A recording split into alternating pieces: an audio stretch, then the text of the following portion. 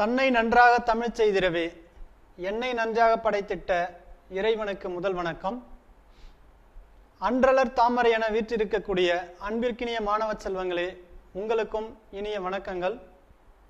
இச்சமயம் நாம் பார்க்க இருக்கக்கூடிய தலைப்பு மேல்நிலை 2ஆம் ஆண்டில் இடம்பெற்றிருக்கக்கூடிய தேவாரம். தேவாரம் என்ற சொல்லை நாம் பிரிக்கும் போது தே கூட்டல் ஆரம், தே கூட்டல் வாரம் என்று இரு நிலைகளில் பிரிக்கலாம். தே கூட்டல் ஆரம் என்பது தெய்வத்திற்கு சூட்டக்கூடிய மாலை, பாமாலை என்றும், தே கூட்டல் வாரம் என்பது தெய்வத்தன்மையுடைய பாடல்கள் என்றும் கூறலாம். இசைப்பாடல்கள், தெய்வத்திற்கு சூட்டக்கூடிய இசைப்பாடல்கள் என்றும் நாம் கொள்ளலாம். இந்த தேவாரம் எங்கு உள்ளது என்று பார்ப்போமேயானால் 12 திருமுறைகளில் அடங்கியுள்ளது. 12 திருமுறை என்பது சிவனை வணங்கக்கூடிய சைவ அடியார்களால் எழுதப்பட்டது. சைவ அடியார்களின் வாழ்க்கை வரலாறுகளை கூறக்கூடியது, சிவனுடைய பெருமைகளை கூறக்கூடியது. இந்த 12 திருமுறை தமிழில் எவ்வாறு தோன்றியது என்று பார்ப்போமேயானால் 12 திருமுறையை தொகுத்தவன் ராஜராஜ சோழன். தஞ்சையில் உள்ள பெரிய கோயிலை கட்டி முடித்த பின்பு அந்த கோவிலிலே தமிழ் பாடல்கள் தான் ஒலிக்க வேண்டும் என்ற ஒரு எண்ணத்தில், அதுவும் சிவன் பற்றிய பாடல்கள் தான் ஒலிக்க வேண்டும் என்ற ஒரு எண்ணத்தில் நம்பியாண்டார் நம்பியை அழைத்து எங்கெல்லாம் சைவ பாடல்கள் இருக்கின்றனவோ, காணப்படுகின்றனவோ அவை அனைத்தையும் தொகுத்து வருமாறு போதுமான பொருளுதவிகளை தருகிறான். அதை பெற்றுக்கொண்ட நம்பியாண்டார் நம்பியும் வெவ்வேறு தேசங்கள் சென்று 11 திருமுறைகளை தொகுக்கிறார். அந்த 11 திருமுறைகளை அடுத்து 12வது திருமுறையாக சேக்கிழார் எழுதிய பெரிய புராணம் பிற்காலத்தில் சேர்க்கப்பட்டது. இந்த 12ம் சேர்ந்ததுதான் 12 திருமுறை. சிவனை பற்றியது, சைவ அடியார்களை பற்றியது, நாயன்மார்களை பற்றியது. இதிலே நாம் கூறும்போது 3 பேர் தேவாரம் எழுதியுள்ளனர். அந்நிலையில் நாம் பார்க்கும்போது 1, 2, 3 இந்த முதல் 3 திருமுறைகளையும் எழுதியவர் திருஞான சம்பந்தர். 4, 5, 6 திருமுறைகளை எழுதியவர் திருநாவுக்கு அரசர். 7வது திருமுறை எழுதியவர் சுந்தரர். இந்த 3 பேர் எழுதியதும் தேவாரம் என்றே வழங்கப்படுகிறது. ஆகையால் இந்த 7ஐயும் சேர்த்து மூவர் தேவாரம் என்று கூறுவர். அதை போலவே 8வது திருமுறை எழுதியவர் மாணிக்க வாசகர். 9வது திருமுறை எழுதியவர் 9 பேர். 10வது திருமுறை எழுதியவர் திருமூலர், திருமந்திரம், திருமூலரால் இயற்றப்பட்ட திருமந்திரம். 11வது திருமுறை எழுதியவர்கள் 12 பேர். 12வது திருமுறை எழுதியவர், இது பிற்காலத்தில் சேர்க்கப்பட்ட ஒரு இலக்கியம், சேக்கிழாரால் எழுதப்பெற்ற பெரிய புராணம். இந்த 12 திருமுறைகள் தான் தமிழில் சைவ அடியார்களை பற்றியது, சிவனை பற்றியதாக கணக்கிடப்படுகிறது. அவற்றுள் முதலாம் அவராக வைத்து போற்றப்படுபவர் திருஞான சம்பந்தர். அந்த திருஞான சம்பந்தர் எழுதிய தேவாரத்தை தான் நாம் இங்கு பார்க்க உள்ளோம். முன்னரே கூறியது போன்று 1, 2, 3 இந்த 3 திருமுறைகளையும் எழுதியவர் திருஞான சம்பந்தர். இந்த திருஞான சம்பந்தர் பிறந்த இடம் சீர்காழி, வேணுபுரம், பிரம்மபுரம், விஷ்ணுபுரம் என்றெல்லாம் புகழக்கூடிய சீர்காழியில் பிறந்தவர். பெற்றோர் பெயர் சிவபாத இருதயர், பகவதி அம்மையார். ஒருமுறை இவர் தன்னுடைய தந்தையுடன் சீர்காழியில் உள்ள ஒரு குளக்கரைக்கு செல்கிறார். குளக்கரைக்கு செல்லும் போது இவர் கரையிலே இருந்து கொண்டு இவருடைய தந்தையார், திருஞான சம்பந்தரின் தந்தையாரானவர் சிவபாத இருதயர், அவர் குளத்தில் இறங்கி நீராடுகிறார். நீராடக்கூடிய சூழலில் நீருக்கு உள்ளாக ஒரு சில மந்திரங்களை கூறிக்கொண்டிருக்கிறார். அந்நிலையில் தன்னுடைய தந்தையை காணாத ஒரு சூழலில் திருஞான சம்பந்தர் அழ ஆரம்பித்து விடுகிறார். அழுத உடனேயே திருஞான சம்பந்தரின் மீது இரக்கம் கொண்ட இறைவன் பார்வதி அம்மையுடன் காட்சி தந்து பொற்கிண்ணத்தில் பாலை தந்து குடிக்க செய்கிறார்கள். குடிக்க செய்துவிட்டு மறைந்து விடுகின்றனர். இந்நிலையில் திடீரென குளத்தில் மூழ்கியிருந்த சிவபாத இருதயர் மேலெழும்பி வந்த ஒரு சூழலில் இவருடைய வாயின் இருமருங்கிலும் பால் ஒழுகுவதை காண்கிறார். எதற்கு இது, எப்படி வந்தது என்று கேட்கக்கூடிய ஒரு சூழலில் திருஞான சம்பந்தர் யார் கொடுத்தது என்பதை ஒரு வர்ணனையாக பாட ஆரம்பிக்கிறார். தோடுடைய செவியன் என்ற அந்த இறைவியினுடைய வடிவத்தை கூறுகிறார். ஆச்சரியத்தில் ஆழ்ந்த சிவபாத இருதயர் அக்குழந்தையை கொண்டு சென்று வீட்டில் வளர்க்கிறார். வளர்க்கக்கூடிய ஒரு சூழலில் அந்த ஒரு குழந்தையானது, அதாவது திருஞான சம்பந்தர், சிவன் மீது கொண்ட அதிக பற்றின் காரணமாக சிவ தலங்களுக்கு சென்று ஆங்காங்கு இருக்கக்கூடிய சிவனின் பெருமைகளை உணர்ந்து பல அற்புதங்களை செய்கிறார். அவற்றில் குறிப்பிடத்தக்கதாக இருப்பது அனல்வாதம், புனல்வாதம், கூன் பாண்டியனை சைவ சமயத்திற்கு மாற்றியது. அன்பிற்கினிய மாணவ செல்வங்களே, நாம் ஏற்கனவே படிச்சிருப்போம். திருநாவுக்கரசர் ஒருத்தரை நம்ம சைவ சமயத்துக்கு மாத்திருப்பாரு. அவர் யாருன்னு பாத்தீங்கன்னா மகேந்திரவர்மன். இவர் யார, அதாவது திருஞான சம்பந்தர் யார அந்த சைவ சமயத்துக்கு மாத்தினார்னு பாத்தீங்கன்னா கூன் பாண்டியன். அவருடைய வெப்பு நோயவும் நீக்கி இருப்பாரு. இது போன்ற நிறைய அற்புதங்களை நிகழ்த்தியவர் தான் திருஞான சம்பந்தர். இந்த திருஞான சம்பந்தர் எங்கெல்லாம் செல்கின்றாரோ அங்கெல்லாம் திருநாவுக்கரசரும் உடனே வருவாராம். அவ்வாறு திருநாவுக்கரசரின் மீது தாம் ஏறி சென்று அனைத்து திருத்தலங்களையும் பார்க்கும்போது திருஞான சம்பந்தர் திருநாவுக்கரசரை தன்னுடைய தந்தையாக பாவித்துக் கொள்கிறார். அதன் காரணமாகத்தான் திருநாவுக்கு அரசருக்கு அப்பர் என்ற ஒரு பெயரை இடுகின்றனர். இந்த திருஞான சம்பந்தரினுடைய சிறப்பு பெயர்கள் என்னவெல்லாம் என்று பார்ப்போமேயானால், காழி வள்ளல், அதாவது சீர்காழியில் இருந்தவர் என்பதால் திராவிட சிசு, சிறு வயதிலேயே இறந்தவர், முக்தி அடைந்தவர், அதனால் அவருக்கு திராவிட சிசு என்றெல்லாம் சிறப்பு பெயர்கள் இருக்கிறது. நாம் பார்க்கக்கூடிய இந்த ஒரு திருமயிலாப்பூர் பதிகம் என்பது 2வது திருமுறையில் இருக்கக்கூடிய ஒரு திருப்பதிகமாகும். இந்த திருப்பதிகம் எங்குள்ள இறைவனை பற்றி பாடப்பட்டது என்றால் திருமயிலையில் உள்ள, அதாவது திருமயிலாப்பூரில் உள்ள கபாலீஸ்வரரை பற்றி பாடப்பட்டதுதான். முதலில் திருமயிலை என்று ஏன் அத்தலத்திற்கு பெயர் வந்தது என்றால், சிவனிடம் பார்வதி அம்மையார் சிவாய நம என்ற மந்திரத்தினுடைய பொருளை கேட்கிறார். அப்போது சிவபெருமான் தன்னுடைய மனைவிக்கு குருவாக சற்று நேரம் அமர்ந்து அந்த மந்திரத்தினுடைய பொருள்களை கூறிக்கொண்டிருக்கக்கூடிய ஒரு சூழலில் பார்வதி அம்மை இடையில் வரக்கூடிய மயிலை பார்த்து தன்னுடைய நினைவுகளை அந்த பக்கம் திருப்புகிறார். அதை கண்ட சிவபெருமான், நீ எதை பார்த்து உன்னுடைய நினைவை இழந்தாயோ, என்னுடைய பாடத்தை கவனிக்காமல் நினைவை சிதைத்தாயோ, அதுவாகவே நீ மாறிவிடு என்று ஒரு சாபத்தை இடுகிறார். அந்த சாபத்திற்கு இணங்க பார்வதி தேவியும் மயிலாக மாறிவிடுகிறார். இதை உணர்ந்த பார்வதி தேவி தன்னுடைய கணவரான அச்சமயத்தில் குருவாக இருந்த சிவனிடம் பலமுறை வேண்டுகிறார். அதற்கு சிவபெருமான் கூறிய ஒரு பதில், நீ மீண்டும் பார்வதியாக காட்சி தர வேண்டுமானால் உன்னை நான் எந்த நிலையில் சாபமிட்டேனோ அதே நிலையில் நீ ஒரு இடத்திற்கு செல்ல வேண்டும், மண்ணுலகம் செல்ல வேண்டும், அங்கு சென்று உன்னை அனைவரும் வழிபட வேண்டும், அப்போதுதான் உனக்கு உண்மையான வடிவம் கிடைக்கும் என்கின்றார். அந்த ஒரு சூழலிலே பார்வதி அம்மையானவர் மண்ணுலகிற்கு வந்து மயில் வடிவமாக காட்சி தருகிறார். அவருடன் சேர்ந்து சிவபெருமானும் காட்சி தருகிறார். இவ்வாறு மயில் வடிவமாக காட்சி தந்ததால் தான் திருமயிலாப்பூர் என்பது திருமயிலை என்று அழைக்கப்படுகிறது. அதை போலவே அங்கு இருக்கக்கூடிய இறைவனின் திருப்பெயர் கபாலீஸ்வரன். கபால ஈஸ்வரன் என்று ஏன் அந்த பெயர் வந்ததென்றால், நமக்கே தெரியும், மும்மூர்த்திகள் முக்கடவுள் என்று வைத்துக் கொண்டேமே. ஆனால் படைத்தல் கடவுள் பிரம்மன், காத்தல் கடவுள் திருமால், அழித்தல் கடவுள் சிவன்.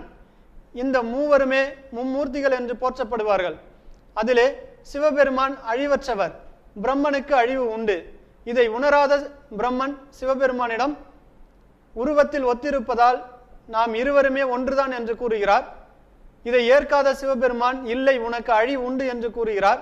நானும் அழிவற்றவன் தான் என்று கூறுகிறார் பிரம்மன். அந்த சூழலில் சிவபெருமான் பிரம்மனுடைய அந்த கபாலத்தை, மண்டை ஓட்டினை கையில் கிள்ளி எடுத்துகிறார்.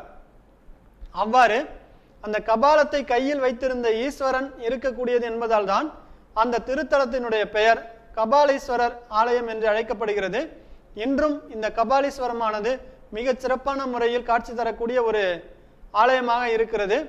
இந்த ஆலயத்திற்கு சென்று வழிபடக்கூடியவர்கள் அநேக பலன்கள் கிட்டுவதாக கூறுகின்றனர். அதே சூழலில் 60வது திருமணமும் 80வது திருமணமும் செய்வதற்கு ஏற்ற ஒரு இடம் இந்த கோயில் என்பது குறிப்பிடத்தக்கது. அன்பிற்கினிய மாணவ செல்வங்களே, நாம் இப்போது திருமயிலாப்பூர் திருப்பதிகத்தை பற்றி காண்போம். ஏன் இப்பதிகம் பாடப்பட்டது என்று பார்ப்போமேயானால், திருமயிலாப்பூரில் சிவருடைய பக்தனான சிவனேசர் வாழ்ந்து வருகிறார். அவருக்கு பூம்பாவை என்ற ஒரு பெண் பிறக்கிறார். திருஞான சம்பந்தரினுடைய பெருமைகளை உணர்ந்த சிவனேசர் தன்னுடைய மகளான பூம்பாவையை திருஞான சம்பந்தருக்கு மனம் முடித்து வைக்க வேண்டும் என்ற ஒரு சூழலில் வாழ்ந்து வருகிறார். அவருடைய எண்ணம் என்று ஈடேறும் என்ற ஒரு ஆதங்கத்துடன் வாழ்ந்து வரக்கூடிய ஒரு சூழலில் பூம்பாவையானவள் தன்னுடைய தோழிகளுடன் சேர்ந்து வனத்திற்கு செல்கிறார் மலர் கொய்வதற்காக. அவ்வாறு செல்லும்போது அங்கே பாம்பு தீண்டி இறந்து விடுகிறார். இறந்து விட்ட தன்னுடைய மகளை எரித்து அந்த சாம்பலை எடுத்து ஒரு குடத்தில் அடைத்து வைத்திருக்கிறார். இச்சூழலில் திருஞான சம்பந்தர் திருவொற்றியூருக்கு வருகிறார். இதை அறிந்த சிவனேசர் திருஞான சம்பந்தரிடம் சென்று நடந்த அனைத்தையும் சொல்கிறார். இதை அறிந்து கொண்ட திருஞான சம்பந்தரும் திருமயிலாப்பூருக்கு வருகை தருகிறார். வருகை தரக்கூடிய ஒரு சூழலில் மட்டிட்ட புன்னையங்காணல் என்ற ஒரு பதிகத்தை பாட ஆரம்பிக்கிறார். அந்த ஒரு பாடல்தான் திருமயிலாப்பூர் திருப்பதிகத்தினுடைய முதலாவது பாடலாக அமைந்திருக்கிறது. இப்படியெல்லாம் பாடிக்கொண்டு வரும்போது ஒவ்வொரு மாதமும் ஒவ்வொரு விழாவை அந்த ஒரு திருமயிலாப்பூர் திருப்பதிகத்திலே பாடிக்கொண்டே வருகிறார். பாடிக்கொண்டே வரக்கூடிய சூழலில் இறந்து கிடந்த அந்த பெண்ணின் சாம்பலானது இறுதியாக பாடும்போது உண்மையான உருவம் பெற்று அந்த குடத்தை உடைத்து கொண்டு வெளியே வருகிறார். இப்படியெல்லாம் வருவதற்காக ஒவ்வொரு மாதமும் ஒவ்வொரு விழா நடைபெறுவதாக திருஞான சம்பந்தர் ஒவ்வொரு பாடலிலும் கூறிக்கொண்டே வருகிறார். அதிலே 7வது பாடலாக அமைந்திருப்பதுதான் நமக்கு இருக்கக்கூடிய இந்த ஒரு பாடல். மலிவிழா வீதி மடநல்லார் மாமயிலை கலிவிழா கண்டான் கபாலீஸ்வரம் அமர்ந்தான் பலிவிழா பாடல் செய் பங்குனி உத்திரனால் ஒளிவிழா காணாதே போதியோ பூம்பாவாய். இதுதான் நமக்கு இருக்கக்கூடிய இந்த ஒரு பாடல். இந்த பாடலினுடைய பொருளை நாம் பார்ப்போமேயானால், மலிவிழா வீதி மடநல்லார் மாமயிலை. மலிவிழா என்றால் மலி நமக்கே தெரியும், மலிந்து கிடப்பது, அதிகமாக கிடப்பது என்று கூறுவோம். அச்சூழலில் பார்க்கும்போது மலிவிழா வீதி மடநல்லார் மாமயிலை என்று கூறும்போது இந்த திருமயிலாப்பூரானது விழாக்கள் நிறைந்த ஒரு வீதிகளை உடைய ஒரு நகரமாக இருக்கிறது. மடமை உடைய பெண்களை தாங்கிய ஒரு கிராமமாகவும் ஒரு வீதியாகவும் காணப்படுகிறது. மலி விழா, அதிக விழாக்கள் என்றால் அப்படி என்ன விழாக்கள் நடக்கிறது என்றால், புரட்டாசி மாதத்திலே ஆரம்பித்து வைகாசி மாதம் வரை விழாக்கள் நடைபெறும். புரட்டாசி மாதத்திலே அட்டிடல் விழா, ஐப்பசி மாதத்திலே ஓண விழா, கார்த்திகை மாதத்திலே விளக்கு விழா, மார்கழி மாதத்திலே நீராடல் விழா, தை மாதத்திலே பூச விழா, மாசி மாதத்திலே கடலாடு விழா, பங்குனி மாதத்திலே உத்திர விழா, சித்திரை மாதத்திலே அட்டமி விழா, வைகாசி மாதத்திலே பொற்றாப்பு விழா. இப்படியெல்லாம் இந்த விழாக்கள் நடந்து கொண்டிருக்கக்கூடியது என்பதால் தான் அந்த ஒரு வரியானது மலி விழா என்று குறிப்பிடப்படுகிறது. இதிலிருந்தே தெரிந்திருக்கும், அந்த நகரமானது ஒவ்வொரு மாதமும் ஒவ்வொரு விழாவை மிக சிறப்பாக நடத்தி கொண்டிருக்கிறது. 9 மாதங்களுக்கு பிறகு வரக்கூடிய அந்த ஒரு விழாவானது பெருஞ்சாந்தி விழா, அதாவது கும்ப அபிஷேக விழா என்று நாம் கூறுவோம். அந்த ஒரு விழாவானது 10வது மாதத்திற்கு பிறகு நடக்கக்கூடிய விழா. அதைத்தான் சொல்கிறார் மலி விழா வீதி. இந்த வீதியானது விழாக்கள் அதிகமாக நடைபெற்று கொண்டிருக்கக்கூடியது. மடநல்லார் பெண்கள், இளைய பெண்கள், கற்புக்கு உரிய பெண்கள் அனைவரும் வாழக்கூடிய ஒரு பகுதி மடநல்லார் மாமயிலை. இப்படியெல்லாம் இருக்கக்கூடிய பெருமை உடையது இந்த மாமயிலை திருமயிலாப்பூர். அதுதான் அந்த முதல் வரியோட பொருள். அடுத்து பார்க்கும்போது கலிவிழா கண்டான் கபாலீஸ்வரம் அமர்ந்தான். நாம் முன்னரே சொன்ன கபாலீஸ்வரன்கிறவன் அங்க இருக்கக்கூடிய அந்த இறைவனோட பேரு.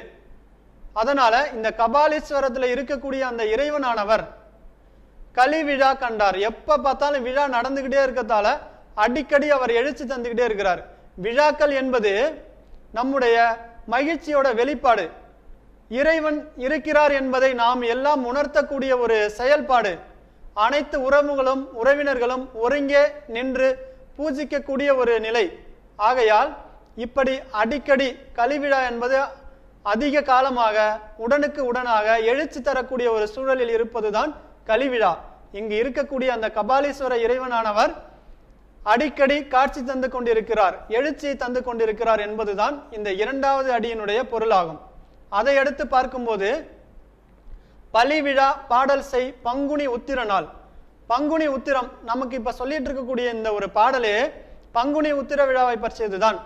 பங்குனி உத்திரம் என்பது எதற்காக கொண்டாடப்படுகிறது என்பது நமக்கு தெரியும். பங்குனி என்பது மாதத்திலே 12, உத்திரம் என்பது நட்சத்திரத்திலே 12. 12வது மாதம், 12வது நட்சத்திரம், 12 கைகளை உடைய முருகப்பெருமானுடைய சிறப்பை கூறக்கூடியது. இந்த முருகப்பெருமான் அசுரர்களை அழிக்க வேண்டும் என்று விரும்பி தன்னுடைய தாய் தந்தைகளிடம் ஆசி வாங்கி கொண்டு அசுரர்களை அழிக்க புறப்படுகிறார் நாரதருடன். அப்போது செல்லும்போது கிரவுஞ்சன் என்கின்ற சொல்லக்கூடிய ஒரு மலையானது இடையில் இருக்கிறது. அந்த மலையினுடைய செயல்பாடுகளை நாரதர் முருகப்பெருமானிடத்திலே எடுத்து கூறுகிறார். எடுத்து கூறக்கூடிய ஒரு சூழலில் இந்த மலையில் கிரவுஞ்சன் என்பவன் இருக்கிறான். அதை அடுத்து கிரவுஞ்ச மலையை காண்கின்றனர். அந்த கிரவுஞ்ச மலையினுடைய இயல்புகளை நாரதர் முருகப்பெருமானிடத்திலே எடுத்து உரைக்கிறார். இங்கு கிரவுஞ்சன் என்பவன் இருக்கிறான் என்பதையும், அதை அடுத்து தாரகாசுரன், சூரபதுமனுடைய சகோதரன் தாரகாசுரன் இருக்கிறான் என்பதையும் கூறுகின்றார். இந்த தாரகாசுரன் தான் தேவர்களுக்கு நீண்ட நாட்களாக என்றென்றும் தொல்லை தரக்கூடியவன் என்பதையும் முருகப்பெருமானிடத்திலே கூறுகிறார். இதை அறிந்த முருகப்பெருமான் வீரபாகுவை அனுப்பி அவருடன் பாதி படைகளையும் அனுப்புகிறார். வீரபாகுவிற்கும் தாரகாசுரனிற்கும் மிகப்பெரிய போரானது நடைபெற்று கொண்டிருக்கிறது. தாரகாசுரன் தன்னுடைய மந்திர சக்தியால் எலியாக மாறி அந்த கிரவுஞ்ச மலையின் உள்ளே ஒளிந்து கொள்கிறார். மீண்டும் வீரபாகு தாக்குதலை நிகழ்த்த அந்த கிரவுஞ்ச மலைக்கு உள்ளே செல்லும் போது என்ன செய்வதென்றே தெரியவில்லை.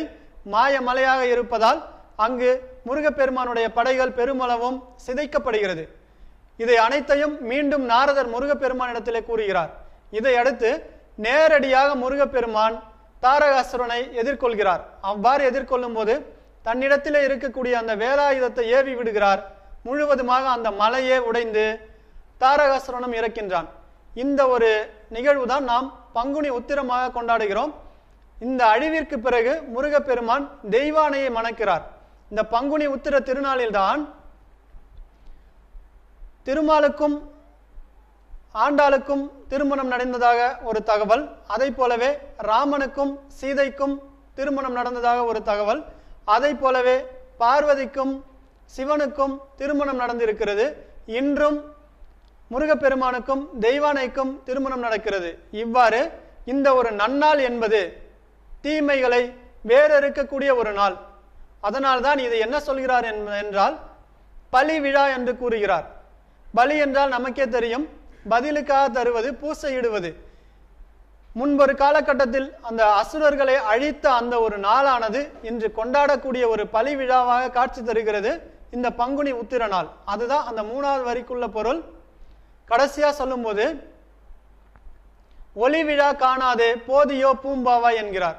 நாம் முன்னரே சொன்ன பூம்பாவை என்பவள் இறந்து இருக்கிறாள், அந்த குடத்திற்குள்ளா இருக்கிறாள். இப்படிப்பட்ட ஆரவாரம் மிகுந்த விழாக்கள் எல்லாம் இங்கே நடைபெறுகிறதே, நீ ஏன் இன்னும் இறந்து கிடக்கின்றாய் என்பதை திருஞான சம்பந்தர் பதிகமாக பாடி வருகிறார். என்னென்ன முறையில் பாடுகிறார்? 4 விழா சொன்னோம். முதல்ல சொன்னது மலி விழா, அடுத்து சொன்னது கலி விழா, அடுத்து சொன்னது பலி விழா, கடைசியா சொன்னது ஒளி விழா. சரிங்களா? இந்த 4 விழாவும் மிக சிறப்பான முறையிலே இந்த திருமயிலாப்பூரில் நடைபெற்று கொண்டிருக்கக்கூடிய சூழலில் இதை நீ காண மாட்டாயா பெண்ணே என்ற ஒரு ஏக்கத்துடன் பாடுவதாக, அந்த பெண்ணை உயிர்ப்பிக்க வேண்டும் என்ற ஒரு எண்ணத்தில் பாடுவதாக இப்பாடல் அமைந்துள்ளது. இவற்றையெல்லாம் பாடி முடித்த இறுதியாக பூம்பாவையானவள் உயிர்ப்பித்து வருகிறாள். அன்பு மாணவ செல்வங்களே, நாம் இதுவரையில் அந்த தேவாரம் பாடப்பகுதியில் இருக்கக்கூடிய செய்யுளினுடைய பொருளை கண்டோம். அந்த பொருளானது பூம்பாவையை உயிர்ப்பிப்பதற்காக திருஞான சம்பந்தரால் எழுதப்பட்டது என்பதையும் நாம் கண்டோம். அதை அடுத்த நிலையில் நாம் பார்க்க இருப்பது புத்தக வினாக்கள் என்ற ஒரு சூழலில் இலக்கண பகுதிகள். முதலாவதாக இருக்கக்கூடிய அந்த ஒரு இலக்கண குறிப்பு மாமயிலை. மாமயிலை என்பது என்னவென்று உங்களுக்கே தெரியும். உரிச்சொல் தொடர் என்பது தெரியும் உங்களுக்கு. அந்த உரிச்சொற்கள் என்னென்ன? மா, சால, தவ, தட, நனி, கூர், கழி இப்படியெல்லாம் சொல்லுவோம்.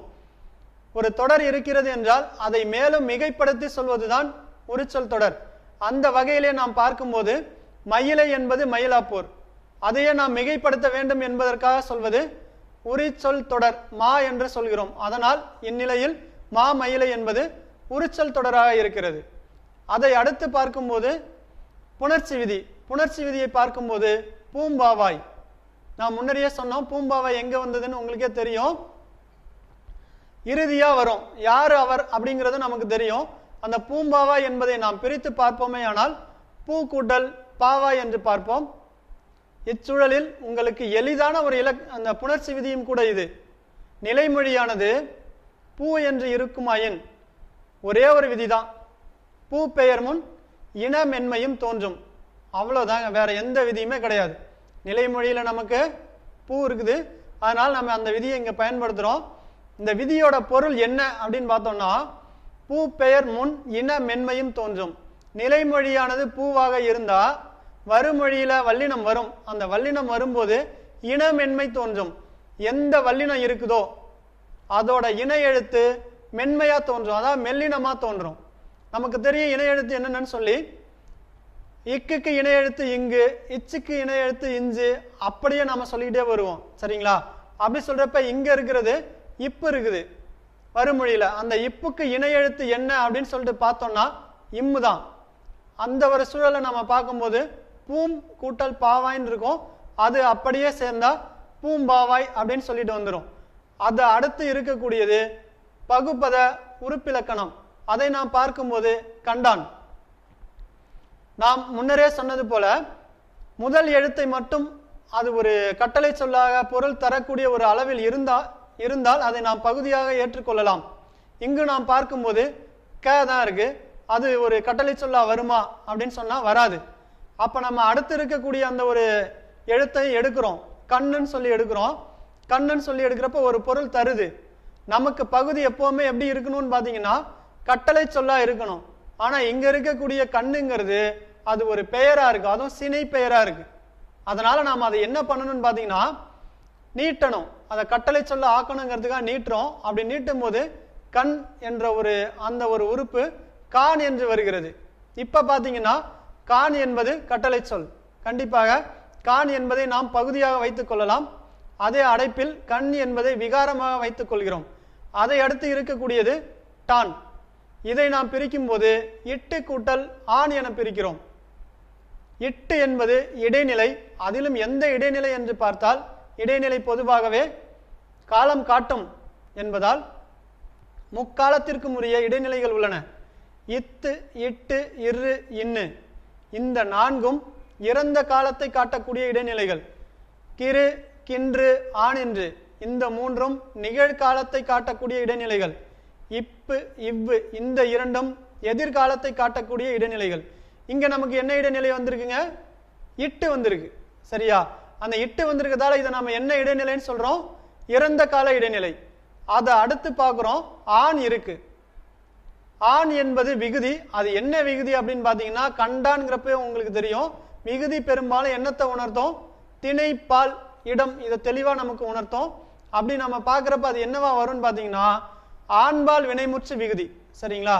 கண்டான் பிரிக்கிறோம், கான் பிரிக்கிறோம், அடைப்புல கண்ணுன்னு வைக்கிறோம், அதை அடுத்து இட்டு கூட்டல் ஆன்னு சொல்லிட்டு வைக்கிறோம். அதை அடுத்து வந்திருக்கக்கூடியது இப்போ நம்ம அந்த கண்டான்கிறத பிரிக்கிறப்ப எப்படி பிரிச்சோம்னு பார்த்தாங்க, கான் அடைப்புல கண் இட்டு ஆணுன்னு சொல்லிட்டு பிரிக்கிறோம். அதை போலவே அடுத்த வார்த்தையை பார்க்கும்போது அமர்ந்தான்.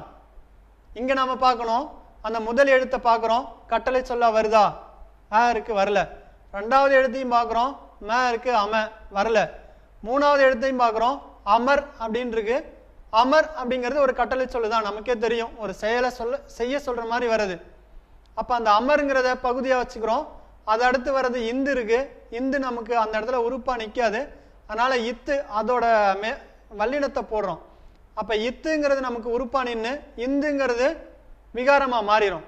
அதை அடுத்து பாக்குறப்ப இப்ப அமர் வரைக்கும் வந்திருக்கோம், அப்புறம் தான் இருக்கு.